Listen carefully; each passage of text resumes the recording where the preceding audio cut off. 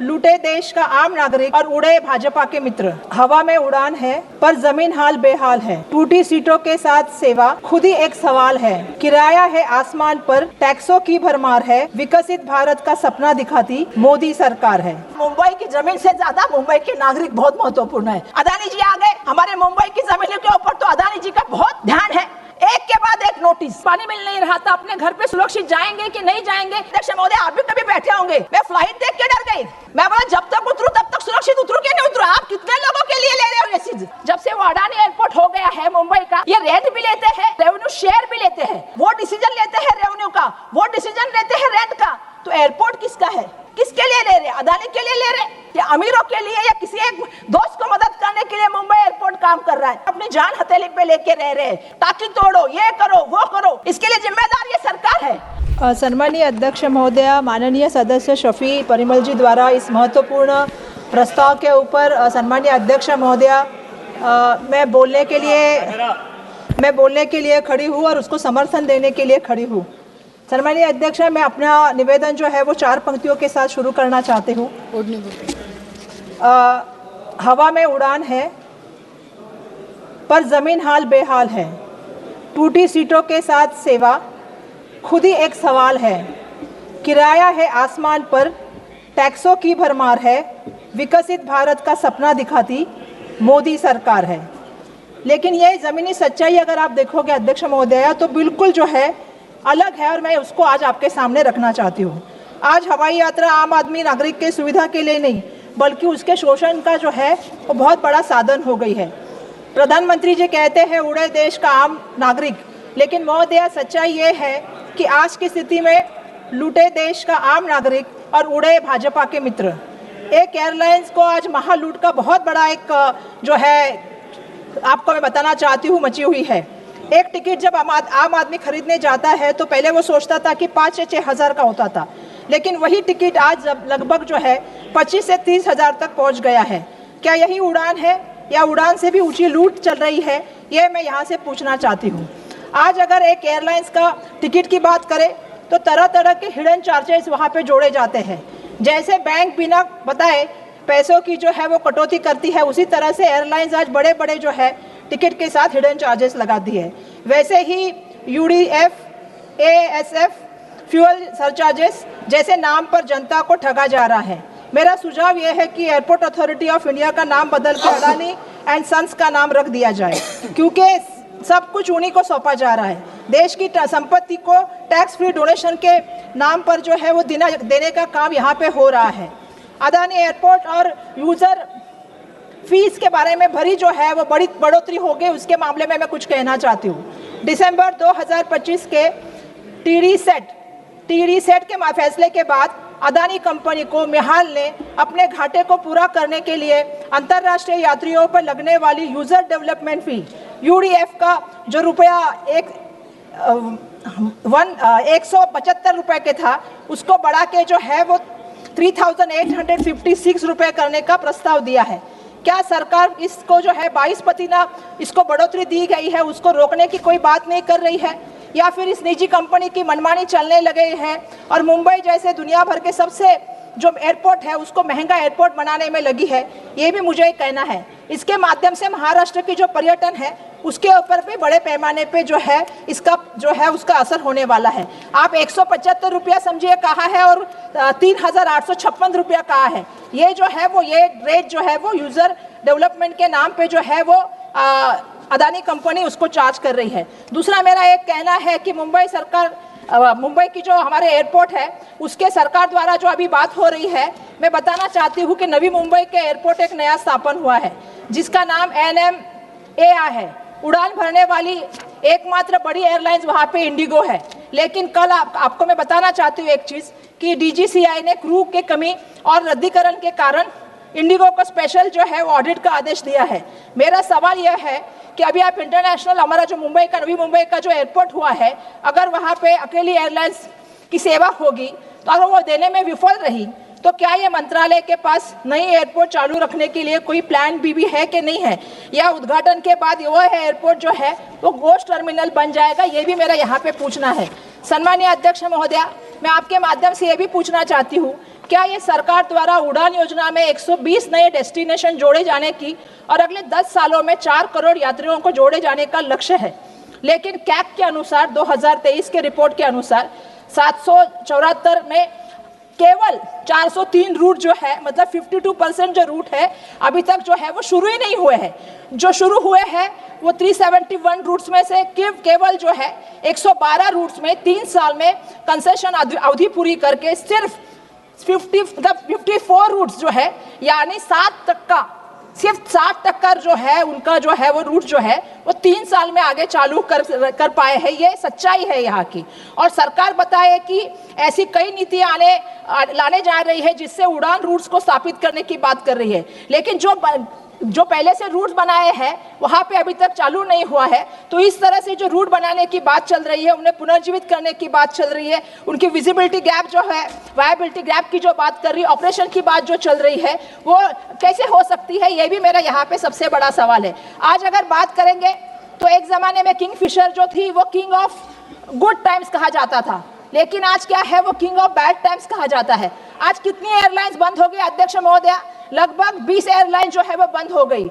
Jet Airways, Go First, Kingfisher, Air Sahara, Jet Lite, Air Deccan, Air Asia India, उसके साथ साथ मैं बोलना चाहती हूँ एयर पेगासस। इतने सारी मेरे पास नाम है, मैं उसकी पूरी जो लिस्ट है, एयर कोस्टा, एयर मंत्रा और अलग अलग कंपनियां, अध्यक्ष महोदय मैं आपके माध्यम से बताना चाहती हूँ कि लगभग 20 कंपनियां बंद हो चुकी है और कुछ जो है वो मर्ज हो चुकी है। और आज ऐसी हालत हो गई है एयरलाइंस की कि आज मेजॉरिटी जो एयरलाइंस में चल रही है वो एयर इंडिया, विस्तारा, इंडिगो और आकाशा, इसी पे पूरा संपूर्ण हमारा एयरलाइन जो है सम्मानीय अध्यक्ष महोदया पूरी तरह से जो है वो अवलंबन है। और इसकी वजह से जो मोनोपोली हुई है उसका भुगतना ग्राहकों को हो रहा है, यात्रियों को हो रहा है, जिसका असर हमने पिछले 6-7 दिन पहले देखा।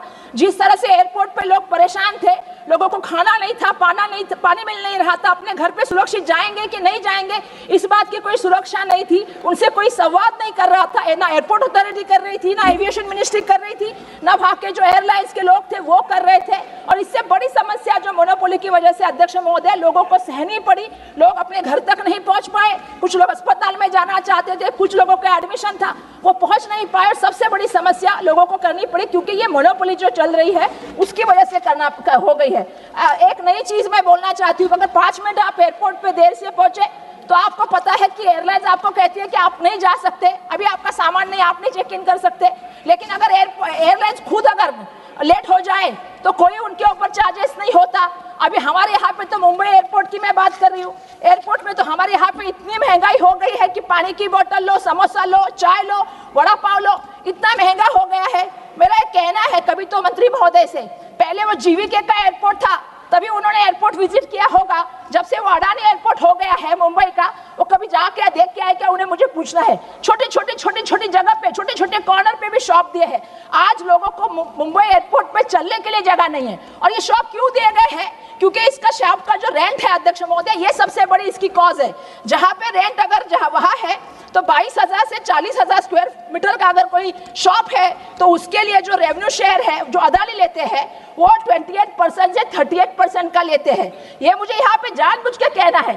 पहले कैसे होता था, जब जीवीके के पास एयरपोर्ट था तो जीवीके जो है वो सिर्फ रेंट लेते थे, ये रेंट भी लेते हैं, रेंट के बाद रेवेन्यू शेयर भी लेते हैं। और इतना ही नहीं, अगर उनके साथ आप ज्वाइंट वेंचर करोगे कोई ऑपरेट करने के लिए एक शॉप के लिए, तो मैं बताना चाहती हूँ कि अदानी कंपनी के साथ अगर ज्वाइंट जो है वो वेंचर करना चाहते हो शॉप के लिए तो 60% जो है वो अदानी शेयर ले गए और 40% जो वहाँ के टैलेंट है वो शेयर लेंगे। मैं मुख्यमंत्री महोदय से आपके माध्यम से पूछना चाहती हूँ कि इस तरह के जो है, अरे एक वड़ा पाव लोगे तो 35 रुपीज का एक वड़ा पाव अगर आप लेते हो और अगर आपने बिल नहीं दिया तो 30,000 की पेनल्टी भरनी है। क्यों? क्योंकि उसमें से 50 से 60% का शेयर अदानी को जाता है। वो डिसीजन लेते हैं रेवेन्यू का, वो डिसीजन लेते हैं रेंट का, तो एयरपोर्ट किसका है? मेरा ये सवाल आपके माध्यम से मैं और भी रखना चाहती हूँ। पार्किंग के रेट क्या है अध्यक्ष महोदय? 6 दिन लोग तकलीफ में थे, आपने लोगों से पार्किंग के लिए, आपने बाकी एयरलाइन ने तो प्राइस बढ़ा दी, लेकिन जो गाड़ियां लगी थी लोगों को पता नहीं था कि हम जाएंगे कि नहीं जाएंगे। आपको मैं बताना चाहती हूँ कि 8 मिनट से लेके 1 घंटे में अगर आप प्राइवेट व्हीकल से जाती है तो 160 रुपया लेते हैं, 1 घंटे से आप 2 घंटे में बैठते हैं तो 370 रुपया लेते हैं, 3 घंटे से लेके 4 घंटे में बैठेंगे आप गाड़ी तो आपका 400 रुपया लेंगे। मेरा ये सवाल है कि किसके लिए ले रहे हैं आप? 1000 रुपया तक ले रहे हैं 6 घंटे बाद, किसके लिए ले रहे हैं? अदानी के लिए ले रहे हैं। तो हमारा ये सवाल है कि ये गरीब लोगों के लिए व्यवस्थापन रखा गया है या अमीरों के लिए, या किसी एक दोस्त को मदद करने के लिए मुंबई एयरपोर्ट काम कर रहा है? एक उड़ान नहीं हो रही है, आपका बराबर व्यवस्थापन नहीं है। अध्यक्ष महोदय, मैं आपके माध्यम से मेरे मतदार संघ के कुछ सवाल पूछना चाहती हूँ सम्माननीय मंत्री महोदय से। उनको पता है कि पहले भी मैंने ये सवाल बहुत बार उनको जाके मिल के कहे, जहां मैं प्रतिनिधित्व करती हूँ वहां पे मुंबई एयरपोर्ट का जो है वो रनवे फनल जोन है। मैं बताना चाहती हूँ कि वहां पे हमारे यहाँ पे इमारतें हैं, कितने लाख लोग रहते हैं मालूम है अध्यक्ष महोदय? 18 लाख लोग वहां पे रहते हैं। और उस फनल जोन में अगर बात करूं तो 25 नगर पालिका के वार्ड है। आज वहां पे 70 साल से बिल्डिंगें हैं, आज वो कमजोर हो गई है, वहां बुजुर्ग लोग रहते हैं, अगर आप लिफ्ट नहीं है चलना पड़ता है। आज क्या है वहां पे ऊंचाई क्षेत्र की प्रतिबंधन की वजह से और सुरक्षा के कारण से आज अगर आप देखोगे क्योंकि हवाई अड्डे के निकट जोन में है, फनल जोन है, वहां पे डेवलपमेंट नहीं कर सकते। आज लोग वहां पे अपनी जान हथेली पे लेके रह रहे हैं, टाकी तोड़ो, ये करो वो करो, सबका लोगों को तकलीफ देने का काम चल रहा है। मैं बार बार मंत्री महोदय से मिली, मैंने उनको कहा कि आप धारावी डेवलपमेंट के लिए जो है वो अदानी जी को इतना सब कुछ दे रहे हैं, उनको आपने जमीनें दे दी, सॉल्ट प्लांट लैंड दे दी, आपने मालवनी दे दी, आपने कुर्ला दे दी, आपने देवनार का डंपिंग ग्राउंड दे दिया, उनके लिए एफएसआर पॉलिसी बनाई, उनके लिए टीडीआर पॉलिसी बनाई। कम से कम गरीब लोगों के लिए कुछ तो कीजिए, जो लोग वहां 70 साल से रह रहे हैं। राज्य सरकार के साथ बैठिए, कुछ पॉलिसी तय कीजिए। दुर्भाग्यवश आज तक उनकी कोई पॉलिसी तय नहीं हुई, लोग अपनी जान लेके वहां पे बैठ रहे हैं। मैं ये कहना चाहती हूँ आपके माध्यम से कि इनकी जिम्मेदारी होनी चाहिए और लोगों को सुरक्षित वातावरण देने के लिए केंद्र सरकार और राज्य सरकार बैठे और लोगों के लिए पॉलिसी बनाई। ये मेरा आपके माध्यम से एक निवेदन है। अध्यक्ष महोदय, मैं दूसरा एक विषय लाना चाहती हूँ। एक बार मंत्री महोदय ने कहा था कि वहां के कर्मचारी जो है, जिनको अभी एयर इंडिया को मालूम है किसने लिया, टाटा ने, अब उसको कैसे व्यवहार हुआ इसके ऊपर एक दिन भाषण करना पड़ेगा कि कितने करोड़ में गया। 18,000 करोड़ का कितने आपने कम कर दिया, कितना बड़ा प्रॉपर्टी आपने 18,000 करोड़ में दे दिया। मैं वहां के कर्मचारियों की बात करना चाहती हूँ। आपने कर्मचारी निम सरकारी थे, आपने किसी प्राइवेट संस्था को दे दिए। आज ऐसी परिस्थितियां है, मैं बार बार मंत्री महोदय से मिली, मैंने कहा वहां एयर इंडिया कॉलोनी है, पहले ये एयरपोर्ट जीवीके के पास था, 185 एकड़ की लैंड है, जीवीके के पास एयरपोर्ट था। जीवीके ने उनसे बात की, कहा हम आपको यही घर बना के देंगे, लेकिन फिर चेंज हो गया, अदानी जी आ गए। हमारे मुंबई की जमीनों के ऊपर तो अदानी जी का बहुत ध्यान है। आदि मुंबई 7/12 हमने मुंबई का उनके नाम पे किया है। उन्होंने कहा कि ये जमीन पे जो कर्मचारी है उनकी जमीन हमको खाली करके चाहिए। फिर सरकार लग गई, मेहाल लग गई, और मेहाल ने लोगों को इतनी तकलीफ दी, 3000 लोग रहते थे वहां पे अध्यक्ष महोदय। एक के बाद एक नोटिस, सफाई कर्मचारी बंद किए, लाइट बंद किए, पानी बंद किए, लोग कोर्ट में गए, पानी लेके आए, बिजली लेके आए, सफाई कर्मचारी को इतने पे नहीं रुके अध्यक्ष महोदय, पैसेज बंद किया, उनको जाने के ट्रैवलिंग मिलते थे वो बंद किया, वॉलंटरी रिटायरमेंट देने का बात की, उनका पीएफ बंद कर दिया अध्यक्ष महोदय, उनका इंक्रीमेंट बंद कर दिया, उनका सैलरी बंद किया ताकि वहां के लोग जा सके। आज वहां पे 160 लोग लड़ रहे, वो कोर्ट से लेके हाई कोर्ट से लेके सुप्रीम कोर्ट तक गए। अब मेरा एक मंत्री महोदय से विनती है कि वहां पे रहने वाले लोग आपके कर्मचारी है, निम्न सरकारी अधिकारी है, उनके लिए थोड़ी तो आप सहानुभूति रखिए।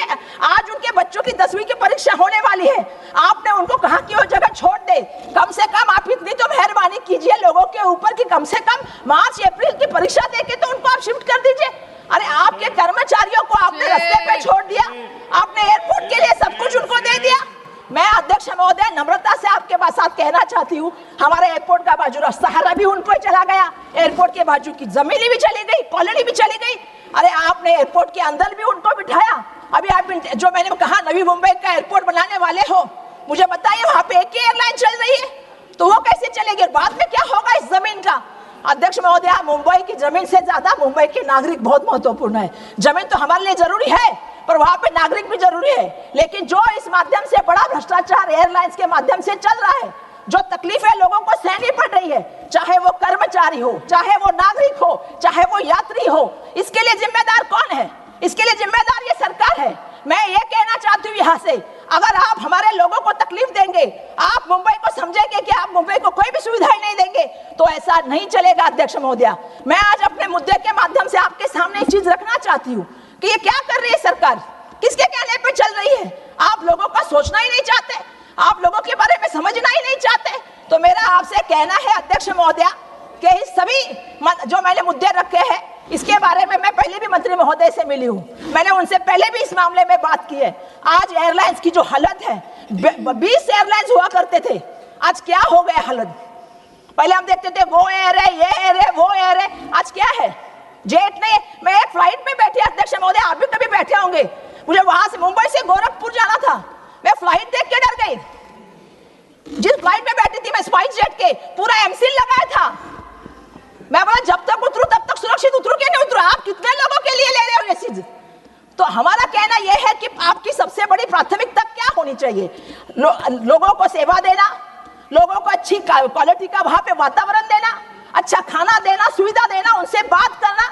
लेकिन दुर्भाग्यवश इस सभी में ये फेल हो गए हैं और इंडिगो ने वापस एक बार साबित कर दिया ये मोनोपोली जो चाहे वो, क्योंकि आपने 6 एयरपोर्ट दे दिए, एक एयरपोर्ट की पॉलिसी थी, एक आदमी के लिए आपने एयरपोर्ट पॉलिसी भी बदल ली और 6 एयरपोर्ट एक आदमी को दिए। तो मेरा यह कहना है कि मोनोपोली पॉलिसी के माध्यम से जो यात्रियों को तकलीफ हुई, इसके लिए उन्होंने भले अधिवेशन में बात की, हमें सब बताया, लेकिन जनता की इनको माफी मांगनी चाहिए और जनता के सामने इनको नतमस्तक होकर आने वाले दिनों में ये बंद करना चाहिए। ये मेरा यहाँ से कहना है। धन्यवाद अध्यक्ष।